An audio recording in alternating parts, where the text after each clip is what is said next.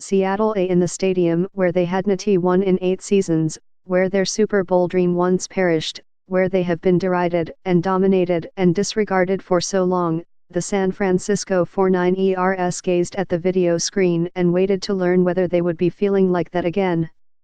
Already they had bolted their sideline in celebration, thinking, trusting, that they had denied Seattle the winning touchdown, but now at the end of a confounding sequence late in a fourth quarter that unfolded as if jolted by caffeine, a triple shot of mayhem. The Seahawks were extending their arms above their heads.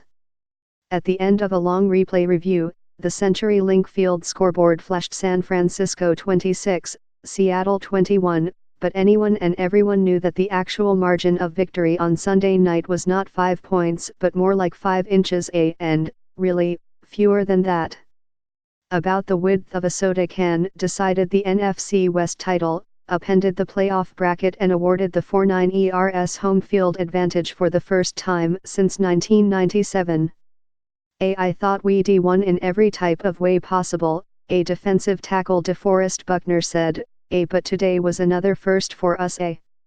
In a vicious conference where San Francisco was one of 3 teams to win 13 games, the rookie linebacker Dre Greenlaw ensured that the 49ers would secure the top seed by listening to his position coach, by scanning Russell Wilson's eyes to anticipate a fourth down slant, and by planting his feet just inside the goal line as Wilson threw toward Jacob Hollister. Greenlaw positioned himself to deliver a tackle that will resonate from Mill Valley to Milpitas, and beyond.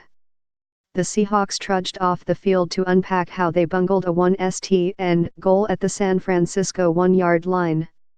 The 49ers, who had dropped 11 of their last 12 to the Seahawks dating to their 2014 loss in the NFC title game, zipped through the tunnel and into their locker room to celebrate their first division championship since 2012.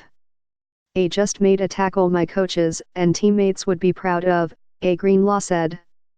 In a season in which 4 teams entered Week 16 with a chance to claim home field advantage, it seemed appropriate that it took until the penultimate play of the final game for the NFC hierarchy to achieve a modicum of clarity.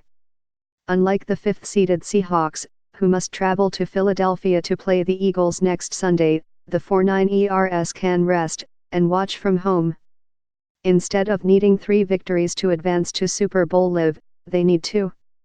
The 49ers avoid number 2 Green Bay or number 3 New Orleans, which would have been the top 2 seeds had Seattle won until the conference championship. If they get there, of course.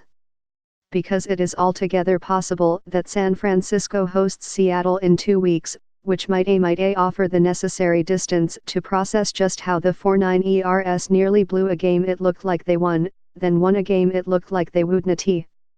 The 49ers plowed to a 13-0 halftime lead, scoring on their first 3 possessions, their touchdown a 30-yard reverse by Deebo Samuel so exquisite it belonged on a red carpet, then countered every Seattle second-half touchdown, all 3 of them, with one of their own.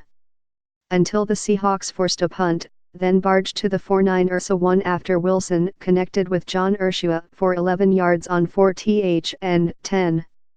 A yard separated Seattle from the NFC West title, and on the sideline lurked its once and future bulldozer, Marshawn Lynch, signed last week to bolster their depleted running back core. Wilson spiked the ball to stop the clock.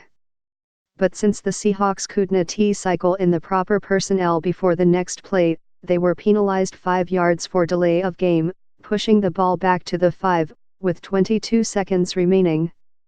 We did not function cleanly, coach Pete Carroll said.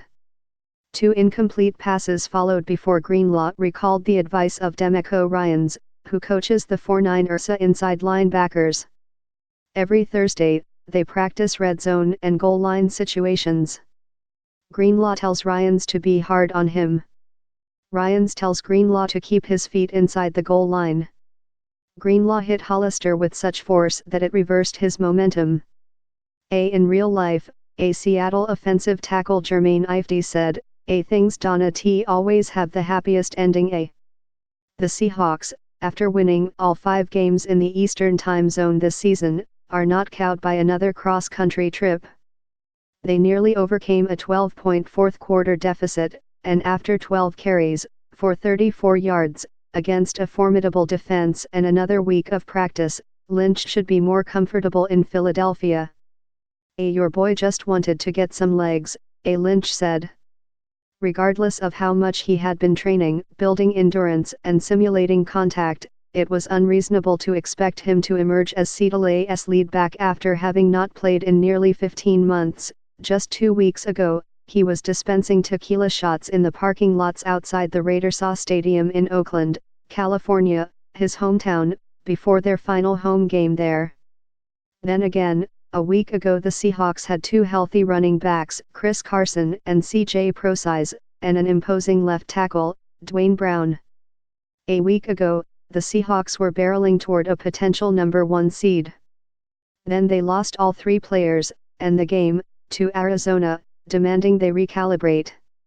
Which last week they did almost immediately, summoning Lynch for a physical, and which Sunday night they did almost immediately again, opening the second half with 3 consecutive scoring drives.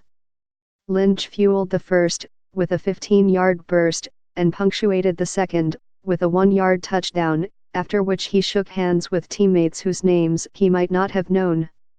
The problem for Seattle, though, resembled that which has bedeviled the NFL all season, and just might continue to do so during the playoffs: the 4-9 ERS do not surrender.